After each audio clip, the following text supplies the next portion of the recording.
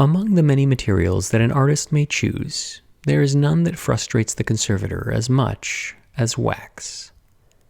Encaustic is a beautiful, seductive material for an artist. The combination of wax and oil paint yields a lovely, translucent, physical medium. But it is one that is ultimately vulnerable to heat, to cold, to touch, to friction, to just about everything. And when damaged, it is incredibly difficult to repair because this medium records the action of the artist, a moment in time. But it is the conservator's responsibility to find a solution, difficult or not. The repair of this piece begins with these two canisters, one containing a white and the other a purple compound, that, when mixed evenly together, will form a moldable silicone medium. This medium can be used to cast just about anything, and oftentimes I do use it to cast frame ornamentation when it's damaged or lost. But here I'm going to be using it to cast one of the corners of this wax piece. Now, between wax and silicone, there is a whole lot of slippery going on, which is great because I don't want anything to stick. Once I've applied this compound to the corner opposite the corner that is damaged, I can let it dry and then begin assembling some of the other materials that I'll use to repair this piece. The hot air pen and several containers of wax. Once the silicone is dry, I can remove it, and we can see we have a pretty accurate casting of that corner. I'll load it up with some black wax, because the corner I need to repair is black. And then, using the hot air pen, I can slowly start to melt it. I certainly could melt this wax over a double boiler, but the hot air pen is effective, it's controlled, and it's such a small amount of wax that it seems unnecessary to make more work than absolutely critical. So here, the hot air pen makes quick work of this wax. Once it's dry, I can pop this wax out of the silicone molds, and of course, nothing sticks between the wax and the silicone, and there I have a nice corner. But of course, this casting is a little bit too big, so I'll come in with the scalpel blade, and I'll start to trim off the excess so that I have a close, if not perfect, fit. Now, I don't need to be terribly precise here. I just need to kind of get the rough shape because this is going to be a Dutchman that is molded into the recess. If I trim off too much, again, I'm not terribly concerned because I can always add more later on. But getting it close the first time is always a nice feeling. Makes less work.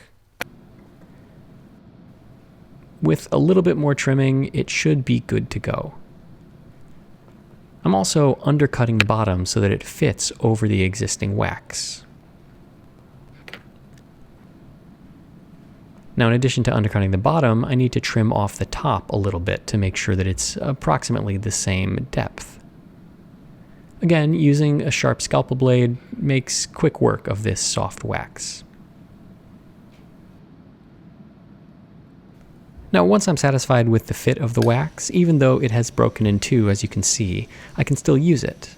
I can come in with my hot air pen and begin softening the undercoating of wax that I need to bond the new piece of wax to. It doesn't need to be liquid, but it needs to be soft enough to accept and adhere to the little piece of wax that I'm going to inset. Again, with this other piece, I need to soften the area here, make sure that it is receptive to the wax that I'm going to inlay, and then once that's soft, I'll also soften up the filler piece just to make sure that the bond is really, really strong. So a few passes with the hot air pen, and the wax is soft enough that when I press it into the other wax, it will unify as one and will not be going anywhere. Now, I mentioned that if I needed to add a little bit, like this chip that's missing right there, all I have to do is heat up the area and stick in a little piece of wax, and then it's bonded.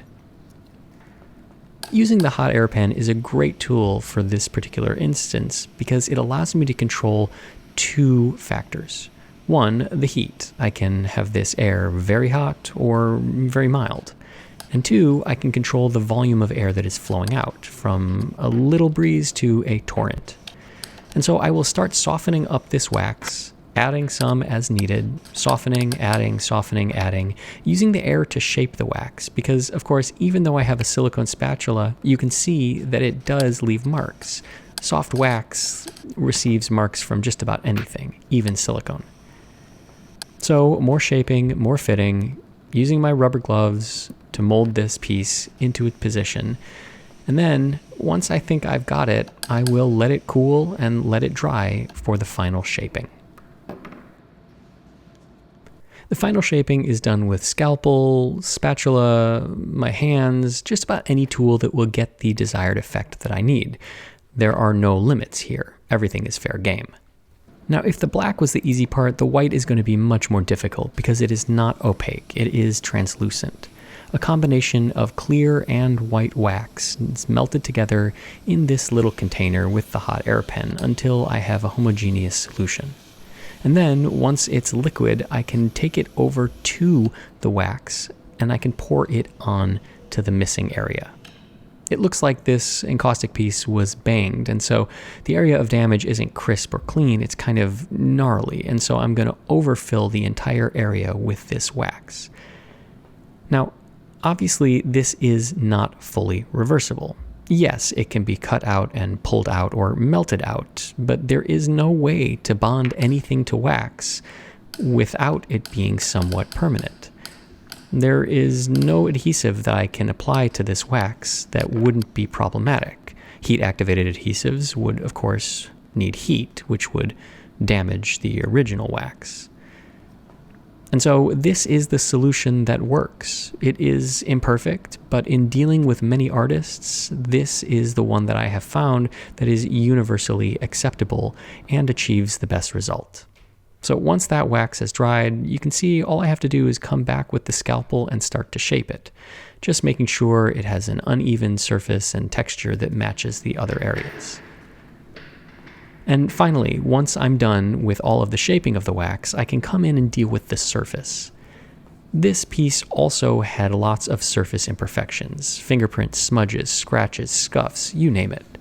And so taking a piece of Belgian linen canvas, I can go across the surface circularly, linearly, and create a nice, even finish.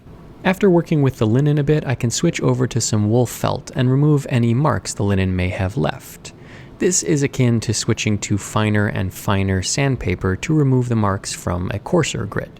And here I just want to make sure that the surface is even, smooth, and reflects the light beautifully. Now, switching to the black and the linen, we can see just how delicate the surface of this wax is, and how simply touching it with bare hands can leave a mark that can betray the artist's vision. Right here in the middle, you can see two vertical marks left by a finger. Luckily, passing over them with the linen removes them and unifies the surface. I'll come back and do the rest, and then carry on burnishing this with the wool so that we have a beautiful, smooth finish that doesn't have any marks that catch the surface. It's important to check which side I've used because any wax that transfers to the wool can be transferred to the wax, so I will use one side for white and one side for black. And then my work is all done, and the piece is ready to go back to the client. I joke with artists when they ask if they should use wax that the answer is no, but really it's such a lovely medium to work with that I can't tell them not to. If it sings to their hearts, then they should use it, but they should also be aware of its fragility. Now, even though I was able to repair this damage, it's not completely invisible. If we look closely, we can see a slight color difference in the white and a textural difference in the black. But again, the function here is to disguise the damage so that our eye passes over it and that we view the forest, not the trees. Working to ensure that we can appreciate the artist's vision without seeing the damage that befell it because of poor handling is the utmost goal here, and, well, I think that has been achieved.